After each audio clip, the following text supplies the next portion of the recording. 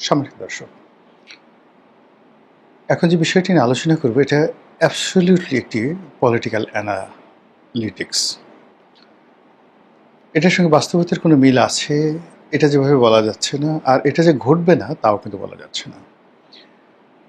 মূলত দুবাইতে বেনজিরকে গ্রেপ্তার করা হয়েছে, এই খবরটি সারা বাংলাদেশের আনাচে কানাচে আওয়ামী লীগের যারা তৃণমূলে গেয়ার আপ হয়েছিলেন বিভিন্ন মানুষ, তারা ভীষণভাবে আতঙ্কিত অনুভব করছেন।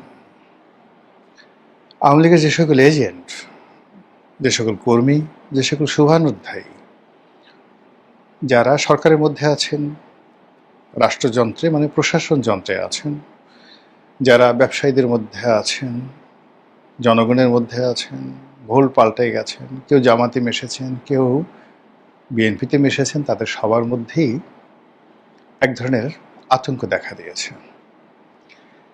এবং এটাই জীবন। এটা জীবন এই কারণে যে মানুষ আশা এবং নিরাশার দোলাচলে চলতে থাকে। যেমন ধরেন, আপনি খুব বেশি আশাবাদী একটা বিষয়, ভীষণ রকম আশাবাদী, তো অনেকদিন খুব স্বপ্ন দেখলেন, আজ এটা হবে, কাল এটা হবে, পরশু এটা হবে, কিন্তু হঠাৎ করে ছোট্ট একটা দুর্ঘটনা ঘটলো। সেই দুর্ঘটনাটা অন্য সময় হলে আপনার গায়ে লাগতো না। যদি বিপদের দিনে আপনার এই দুর্ঘটনাটা ঘটতো, আপনি হয়তো গায়েই মাখতেন না, কিন্তু আপনি যেহেতু একটা সুখের স্বপ্ন দেখছেন, ঠিক সেই সময়টিতে এরকম একটি বিপদের ঘটনা সামনে আসার সঙ্গে সঙ্গে আপনার, যাকে বলা হয়, সমস্ত হিসাব এলোমেলো হয়ে যাবে। তো সেই দিক থেকে আওয়ামী লীগ গত 2 মাস ধরে, অর্থাৎ সরকারের প্রথম 1 মাস তারা আশায় ছিল তারেক রহমান সাহেব তাদেরকে একটা সুযোগ দেবে, রাজনীতি করার অনুমতি দেবে, এবং যেহেতু আমরা ভোট দিয়েছি, আমরা সরকারের অংশীদার হব, খুব দ্রুত নেত্রী ফিরে আসবে, আমরা ইলেকশন করতে পারবো, রাজনীতি করতে পারবো, অফিসগুলো খুলে দেবে, এরকম 1 মাস তারা বেশ একটা গিয়ার আপের মধ্যে ছিলেন। কিন্তু পরবর্তীতে দেখা গেল যে না, কিছুই হচ্ছে না, আগের মতো মব হচ্ছে। আওয়ামী লীগ অফিসগুলোকে খোলার চেষ্টা করেছেন, সেখানে আরও বেশি অতীতের ইনুস জামানার চাইতেও বেশি জুলুম অত্যাচার হচ্ছে। তারপর 32 নম্বরের সামনে দাঁড়াতেই দেওয়া হচ্ছে না। এখানে ছেলে নেই, বুড়ো নেই, নারী নেই, পুরুষ নেই, যারাই 32 নম্বরের সামনে একটু দাঁড়াচ্ছে, অমনি পুলিশ এবং বিএনপি যারা নেতাকর্মী তারা হামলে পড়ছেন।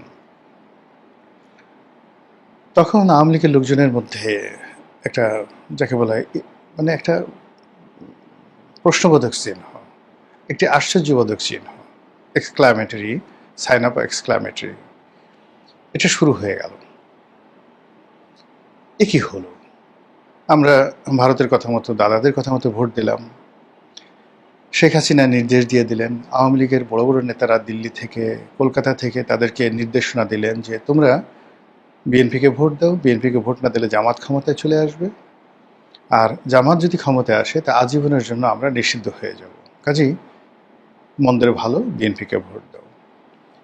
কিন্তু বিএনপি ক্ষমতায় আসার পরে ঘটনাগুলো এমনভাবে ঘটলো, সবাই মনে করলো যে আরে এর সাথে তো ইউনূসের জামানাই ভালো ছিল। সেখানে কারো ক্ষমতা ছিল না, বিএনপির ক্ষমতা ছিল না, জামাতের ক্ষমতা ছিল না, এনসিপির ক্ষমতা ছিল না, একটা মগের মুল্লুক ছিল। আর সেই মগের মুল্লুকের মধ্যে যারা একটু মগ করার চেষ্টা করতো তাদেরকে খুব সহজে কিছু মাল পানি দিয়ে, কিছু সাহায্য করে, সহযোগিতা করে তাদেরকে ম্যানেজ করা যেত। তো এটিতে ভালো ছিল। কেন আমরা এই ঝামেলায় জড়াতে গেলুম? এই যখন কথাবার্তা, ঠিক সেই সময়টাতে হঠাৎ পার্লামেন্ট আইন করে সরকার আওয়ামী লীগকে নিষিদ্ধ করলো, আওয়ামী লীগের মাথায় বাস পড়লো। হায় হায়, এই তো দেখি মানে যুদ্ধ ছাড়া কোনো বিকল্প নেই। আওয়ামী লীগের কপালই এরকম, তারা মনে করলো যে আমাদের বোধহয় সারাটা জীবন এইভাবেই মানে নিষিদ্ধের বিরুদ্ধে, তারপরে ক্ষমতার বিরুদ্ধে, আমেরিকার বিরুদ্ধে লড়াই করে আমাদেরকে আসলে সব কিছু অর্জন করতে হবে, কারো দয়া মায়া চলবে না। এরই প্রেক্ষিতে আওয়ামী লীগ আবার ঘুরে দাঁড়ালো এবং গত 2 মাস ধরে তারা বিভিন্ন হুমকি দিয়ে, ধামকি দিয়ে, তাদের নেত্রী বিভিন্ন কথাবার্তা বলে, তাদের নেতারা বিভিন্ন কথাবার্তা বলে, এবং প্রতিটি মুহূর্তে আওয়ামী লীগের মানে তাদের অসংখ্য নয়, কি বলবো, হাজার হাজার টেলিগ্রাম গ্রুপ রয়েছে, হাজার হাজার হোয়াটসঅ্যাপ গ্রুপ রয়েছে, এবং মোসাদের দেয়া হয়তো আমি বলতে পারি না, কোনো গোপন সফটওয়্যার, যে সফটওয়্যার তারা কিনেছিল রাষ্ট্রের জন্য, সেই সফটওয়্যারের কোনো কপি তাদের কাছে থাকতে পারে। তার মাধ্যমে তারা প্রতি মুহূর্তে একের পর এক গোপন বৈঠক করে যাচ্ছে।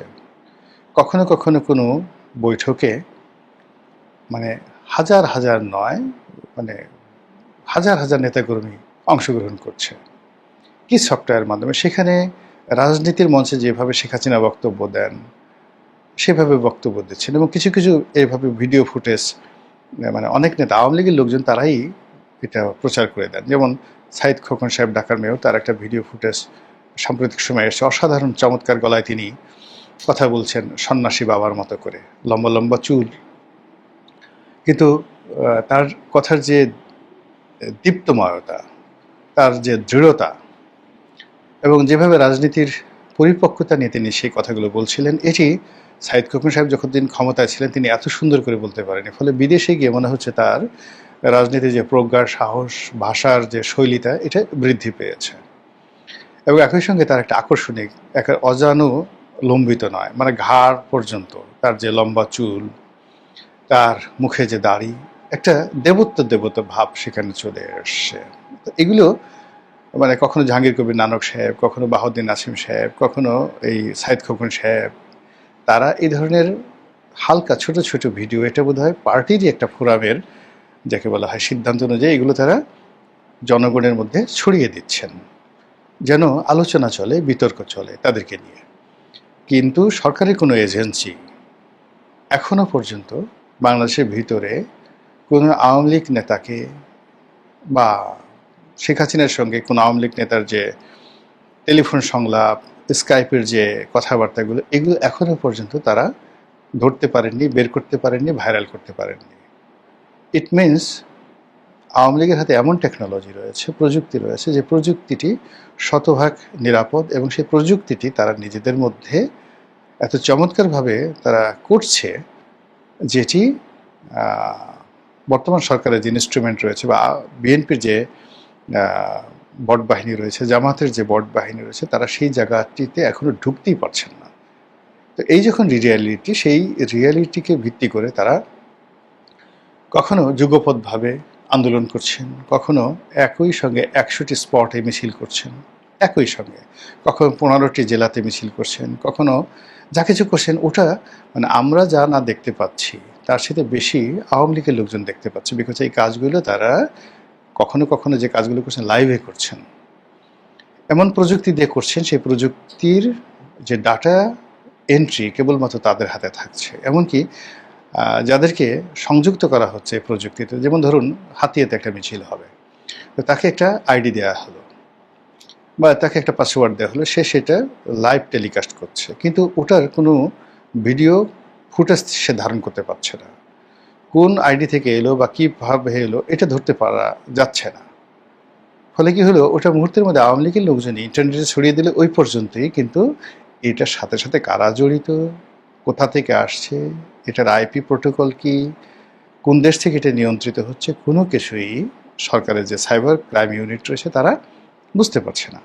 এবং আমাদের সাইবার ক্রাইম ইউনিট সম্পর্কে যে ধরনের কথাবার্তা আমি শুনতাম, আমার নিজের একটি সমস্যা নিয়ে আমি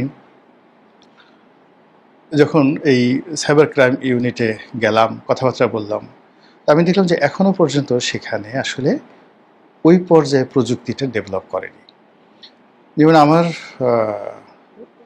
যে ফেসবুক আইডি রয়েছে, সেই ফেসবুক আইডিতে আমারই লেখা কন্টেন্ট, সেই কন্টেন্টে দেখা গেল যে একটা ফেক ক্লেম সাবমিট করলো একটা পক্ষ, নাম দিল কালের কণ্ঠের নামে একটা ভুয়া ফেক আইডি করে তারা সেখানে ক্লেম দিল, এবং এটা এতটা টেকনিক্যালি করা হয়েছে যে পুরো ফেসবুকের যে সিস্টেম রয়েছে সেই সিস্টেম সেটা মনে করছে দে আর রাইট, আই এম রং।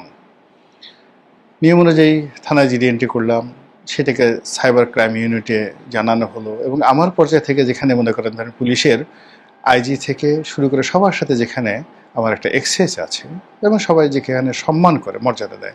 আমি বন্ধের দিনে ডিবি অফিসে গেলাম, তারা সারাদিন কাজ করলো, তারা সেটাকে নোটারি পাবলিক করলো, নিজেরা জিডি এন্ট্রি করালেন, তারপরে সে আবার নিজেদের প্যাডে ঢাকা মেট্রোপলিটন পুলিশের ডিবির প্যাডে এইটা আবার তারা লিখলেন মেটার হেডকোয়ার্টারে, কিন্তু ঘোড়ার ডিম মেটা কিছুই পাত্তা দিল না। তারা বললেন যে এটা ক্রিমিনাল অফেন্স, এটা ভুল করা হয়েছে।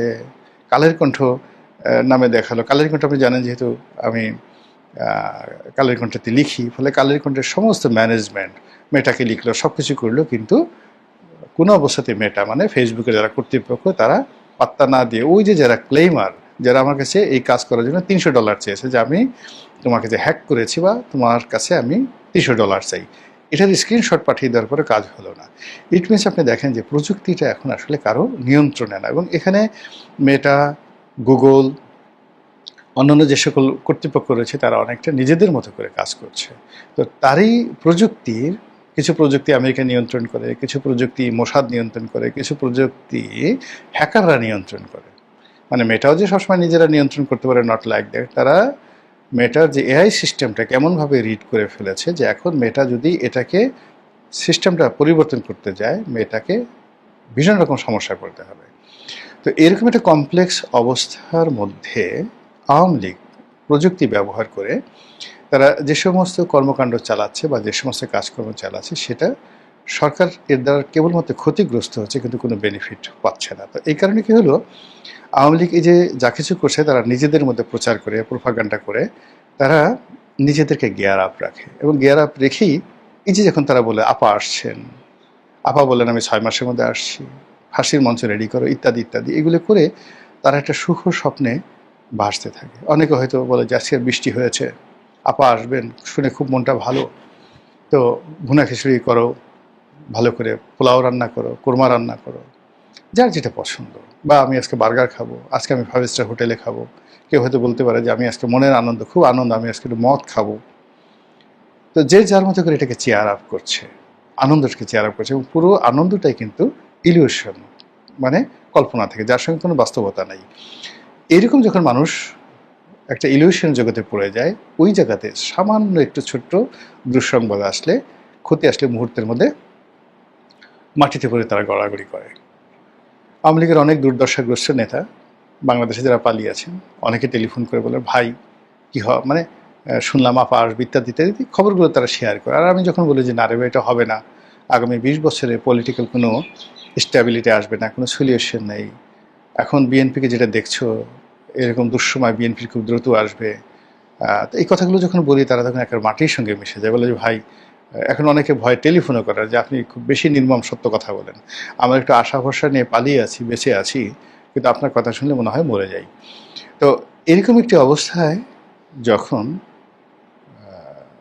আওয়ামী লীগের সাবেক আইজি, মানে এখানে আসলে তাকে রাষ্ট্রের আইজি বলার সাথে মানুষজন আওয়ামী লীগের আইজি বলতে পছন্দ করেন, বেনজির আহমেদ, তিনি দুবাইতে ধরা পড়েছেন, এরকম একটা খবর ছড়িয়ে পড়েছে। আর এই খবর ছড়িয়ে পড়ার পর যারা দেশের ভিতরে পালিয়ে আছেন, দেশের বাইরে পালিয়ে আছেন, সবার মধ্যে একটা আতঙ্ক ছড়িয়ে পড়েছে। দুবাইতে আপনি জানেন যে শামীম ওসমান সাহেব আছেন, অনেকে মানে এই যে শফিক নামে একজন ভদ্রলোক আছেন যাকে সবাই ডাস্টবিন শফিক বলেন, গালি দেন, যদিও আমি তাকে কখনোই ডাস্টবিন শফিক বলতে রাজি নই। আর জনাব শফিক প্রেস সচিব ডক্টর মোহাম্মদ ইউনূস, তো তিনি বললেন যে এই লোকটি ধরা পড়েছে, বেনজির, খুব বাজে একটা শব্দ, স্বভাবত তিনি যেরকম শব্দ ব্যবহার করেন সেই শব্দ ইউজ করে এর পরের পালা কার, অমুকের অমুকের। স্পষ্ট তিনি ইঙ্গিত করলেন যে দুবাইতে আমরা এর আগে একটা ছবি দেখেছিলাম, অনেকে দুবাইতে পালিয়েছেন, এর মধ্যে সাবেক ভূমিমন্ত্রী জাভেদ ছিলেন, শামীম ওসমান সাহেব ছিলেন। তো বলার চেষ্টা করছেন যে সরকারের কর্মকুশলতায়, আমেরিকার কর্মকুশলতায়, আন্তর্জাতিক অঙ্গনের যে বাংলাদেশের ক্রিমিনালদের সম্পর্কে, যাদেরকে সরকার ক্রিমিনাল মনে করে এই মুহূর্তে, তাদের উপর থেকে আন্তর্জাতিক অঙ্গন হাত উঠিয়ে নিয়েছে, এবং তাদেরকে একে একে ধরে ধরে প্যাকেট করে বাংলাদেশে পাঠানো হবে। আর এর ধারাবাহিকতায় ধীরে ধীরে ধীরে ধীরে কলকাতার লোক ধরা হবে, ধীরে ধীরে লন্ডনে যারা আছেন তাদেরকে ধরা হবে, ইটালিতে যারা আছেন, আমেরিকাতে যারা আছেন তাদেরকে ধরা হবে, এবং সবার শেষে শেখ হাসিনাকে পাঠানো হবে। তো এই যে আওয়ামী বিরোধী শক্তিগুলো আবার এই যে ন্যারেটিভ করার সুযোগ পাচ্ছে, এটাকে তাৎক্ষণিকভাবে আসলে আওয়ামী লীগের লোকজন মোকাবেলা করতে পারছে না, তারা হতাশ হয়ে যাচ্ছেন, হায় আল্লাহ, আমাদের এখন কি হবে, বেনজির সাহেবের মতো লোকজনকে ধরে ফেললো, তাহলে আমি একজন অল্প কয়েকদিনের মন্ত্রী ছিলাম, সংসদ সদস্য ছিলাম, এখন লন্ডনে পালিয়ে আছি, আমাকে যদি ধরে ফেলে, আমার বিরুদ্ধে বাংলাদেশে মামলা আছে 10-12টা, 20টা, 25টা, 100টা, আমাকে ধরলে কি হবে? এই যে টানাপোড়েন, এই টানাপোড়েনের মধ্যে দেশ চলছে, কোথায় গিয়ে এটি স্থির হয় একমাত্র আসমানের মালিকই বলতে পারবেন। আসসালামু আলাইকুম রহমতুল্লাহি ওয়া বারাকাতুহু।